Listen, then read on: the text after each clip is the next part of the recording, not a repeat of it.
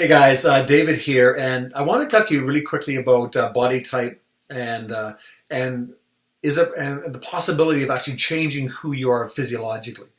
And there's three basic body types, and again, they're generalizations and they're not absolutes, but we kind of find people fit into three categories. And the first category is the ectomorph, which is a person that's quite thin, who has a really hard time putting on weight. Generally, for a guy, kind of tall, lanky. For women, it's just kind of petite. Just really can't put on muscle mass and find it really hard to put on weight in general because the body seems to burn it off. These are the people that can eat anything they want, and we hate them. Um, then there's the endomorph, and the endomorph tends to be the person that seems to, now not always, it seems to have a bit of a slower metabolism, really always struggles with weight, and really has to be so cautious about what they eat. Then there's the mesomorph, which is the individual that generally has a more muscular physique, tend to be a little more athletically built, and can put muscle on quickly, and really can enjoy a fairly blended diet of of carbohydrates, fats, and proteins, and that actually has some latitude in that. So when you look at the mesomorph, and I'm training a mesomorph, and if the goal of a mesomorph man or woman is to put on weight and put on muscle, what I first thing I do is I back the cardiovascular training off a little bit, and I've really focused more on the strength training component. While I'm doing that as well, is that I really control the sugars in this person's diet because they're like a hummingbird.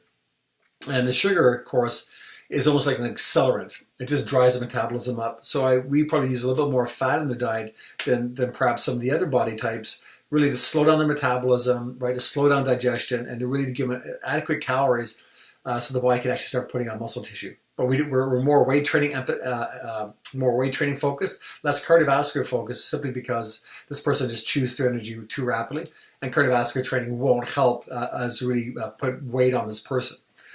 When you look at the endomorph, of course, is the person that tends to have troubles with weight, and really just they say, well, I've always been this way. I've always been a bit of a chubby child. Now I'm a chubby adult, and I've really had trouble controlling my weight. Now, if this is our genotype, then it's something like this. Again, we're a little cautious with the dietary piece, and we again really control the sugars because one of the many factors for weight gain, of course, is when we have insulin levels that are kind of running out of control because of how we eat, mainly with sugars. Is that if we can control the sugar content and how quickly sugar leaves the stomach, we can control one of the mechanisms that produces body fat. So for this type of person, yes, we use cardiovascular training probably a little bit more than the ectomorph, because if you carry more fat, we know that cardiovascular training is one of the many, but one of the key things that we can utilize to really stimulate fat loss. And why cardiovascular training is so efficient for fat loss, just again as one component, is that aerobic training stimulates the production of an organelle or of a cell called mitochondria. And mitochondria are these little power plants inside of our body that actually where the body will actually take fat tissue, take triglycerides, and burn them off for fuel, combust them for fuel. So more oxygen intake, better cardiovascular training, and then more mitochondria. Right, so we have a greater capacity to utilize fat as a fuel 24/7. Now, again, the challenge is, of course, is that cardiovascular training, it's a slow burn, right? So fat is a fairly dense product. It burns out nice and slow, which is great. So cardiovascular training by itself will not be an effective strategy for endomorphs trying to lose weight. Strength training and dietary setup is actually very crucial. Then there's a mesomorph. Mesomorph is a person that tends to be a little bit more muscular, and really can afford a really blended diet. So a good portion of carbohydrates. They can utilize starch efficiently in their diet. Proteins and fats. So they have a little bit more carte blanche in their diet, just a little bit more, because they tend to have again more muscle mass, burn off calories a little more efficiently, hold on muscle mass a little bit easier than the ectomorph and the endomorph. So, and we don't live necessarily just 100% one category or the other. So we have our tendencies, and in those tendencies, we realize, well, that's a tendency, then we can play around with it a little bit. Now, the other part of it, of course, is look at the shape of muscles and the length of legs, and again, we have our body type, and we have our height, we have our limb lengths. Some people have short torsos. Some people have very long torsos. Some people have legs up to here. I mean, that is what it is. The trick is when you have a body type that you try to play around with. One, of course, we're looking to bring the fat mass levels down so we can expose the beautiful muscle tissue underneath, and look at the curvature of the body. The other part, of course, we're playing around with the aesthetics. And one of the key things that, if you're a woman and you're 5 feet tall and you're crushing on this lady over here who's 6 feet tall and has legs up to here, and she's a different body type than you, and everything's different, but she's got a beautiful physique that you really want, and you're 5 feet tall and you tend to be a bit more of an endomorph, then don't drive yourself crazy trying to be exactly like that. You want to be as beautiful as you can be, not in comparison to anybody else. What I often suggest people do, men and women alike, is look for people. So if let's say you're going through Google Images, and I look for people that have my body types. So, for example, I'm a bodybuilder, and Frank Zane and some of these old classic physiques, Steve Reeves, that's the kind of body type I like, and it's more of my physiology, right? It's how I'm designed, and I more emulate those type of lifters than some of the 300-pound behemoths and the freaks of nature you see out there in the bodybuilding world. So I kind of found my muse and some of these old lifters, right? So more Grecian Roman kind of sculpting and bodybuilding, and so I found people that had my height, my bone structure. So for women, you look for athletes.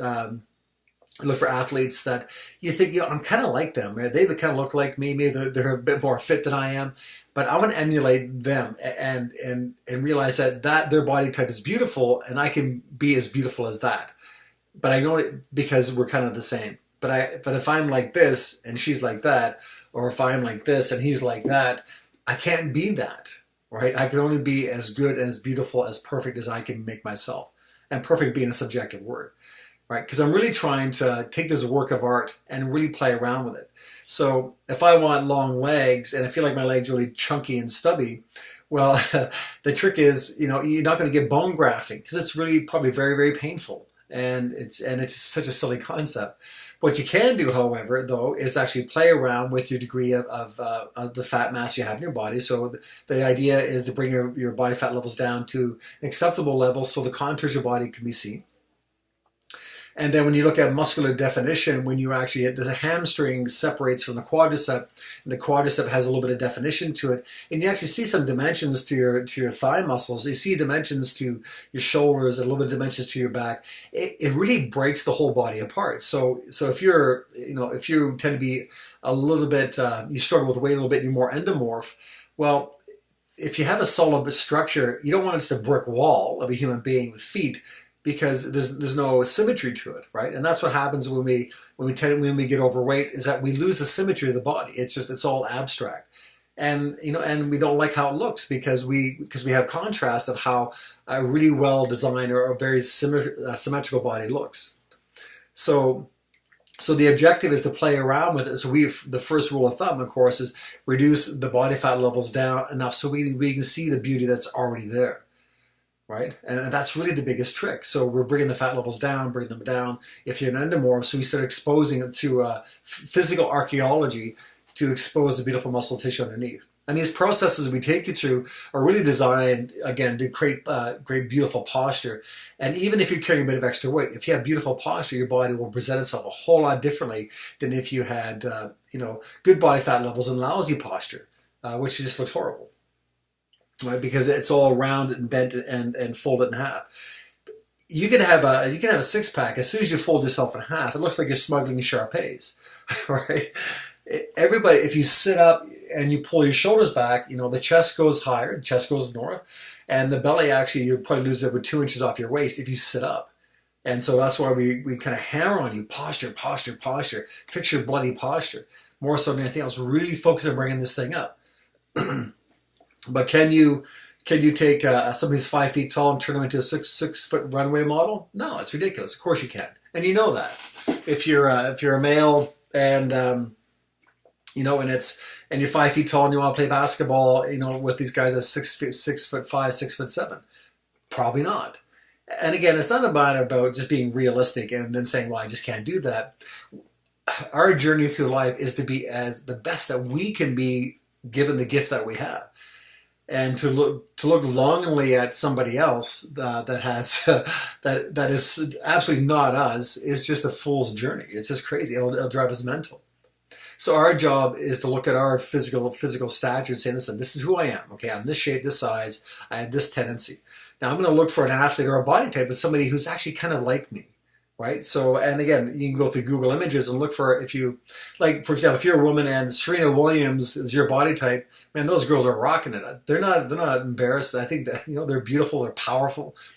But you have to actually come into that acceptance saying, yeah, that's who I am. And I'm going to be the most gorgeous and the most powerful version of that humanly possible. That's kind of a cool thing, because you have to live within the image of of the gift that you were given, not saying, well, I'm Brazilian, I wish I was born Scandinavian, and spend your whole life being pissed off that you were born Brazilian. Really. Let's play with our tendencies. Let's play around with this beautiful gift that we have, and get into the artistry of physical redesigning through dropping body fat levels, improving posture, and it just, a little bit of shoulder cap here, a little bit of flat belly here, a little bit of rounding of the bum here. And if we did all that stuff first, I guarantee the body you live in will be just a perfect body for you.